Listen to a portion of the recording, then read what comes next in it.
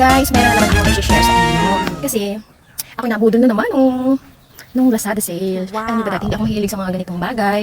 At wala lang naman sa akin to. Kung baga lagi lang ako sa bahay, kaya hindi ako masyadong nagpapaganda. Charot lang. Yun naman pala, kahit nasa bahay tayo, pwede naman pala tayong magpaganda. I-share ko lang nga pala ito sa inyo, nabili ko. Ito, alam niyo ba paano yan? Panglagay yan sa eyelashes, sa mga pilik mata natin. Para kung halimbawa, hindi naman natin afford magpa-eyelash extension, saka sa eyelash extension, pwede pang makalbo yung mga pilik mata nyo pag hindi kayo marunong mag-alaga ng pilik mata. Ayan, subukan natin itong Maybelline New York Last Sensational Sky High.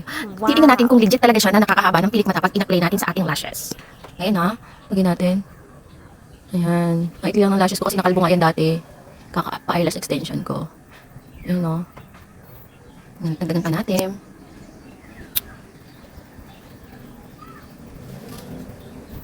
Oh, look the difference. Di ba? Mas grabe yung volume ng pilik mata ko dito kaysa dito sa isa na wala pa. Ganda oh.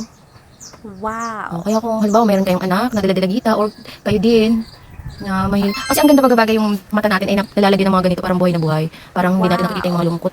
Naitatago natin yung mga lungkot sa buhay natin kasi minsan diyan nakikita yung mga lungkot sa na nararamdaman natin sa ating mga mata. Kaya dapat ang ganda oh. Oh, di ba kita yung difference niya dun sa ano?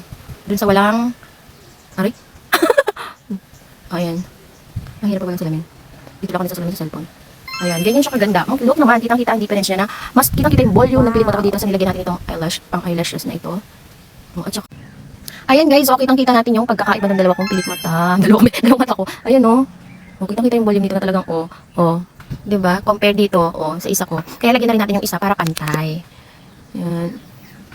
Maglalagay ako dito kasi lalabas ako, bibili ako ng ulam kasi may pasok ngayon yung anak ko. Wow. Ayan. Siyempre, nalagay ako nito. Dati alam niyo ba, hindi ako hilig sa mga ganito. Dati yun. Kasi, wala naman akong pakalam sa itsura ko dati. Ngayon meron na. Wow. Oh, diba? Diba? Nakita niyo na humaba talaga yung pilik mata ko. Share ko to sa inyo para, kung may pambili kayo, bili kayo nito. Wow. Dahil, diba? Dapat hindi lang isa sa atin ang maganda, dapat lahat tayo maganda. Para hindi tayo sana all ng sana all sa iba. Diba? Diba yung mga gamit nila, sinisikret pa nila. Tapos sinishare ko dito sa inyo kasi para lahat tayo maganda, lahat tayo happy. Para pag nakakita tayo ng maganda babae, uy, sana all, gano'n. O, diba, girls, oh, nakikita niyo ba? Guys, nakikita niyo na, oh, halimbawa may mga asawa kayo na babae, asawa niyo babae. Wow. Kung nanonood man ito lalaki, bilhan niyo yung asawa niyo nito para matuwa sila sa inyo. Gano'n. Para, maging masaya yung mga asawa niyo, bilhan niyo din sila mga pang skincare routine, para hindi na kayo tumingin sa ibang magaganda, para yung asawa niyo na lang ang alagaan niyo, diba? Wow. Ayan.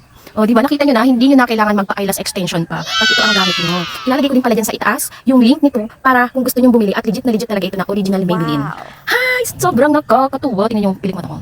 Ha? Ang cute. Okay, oh.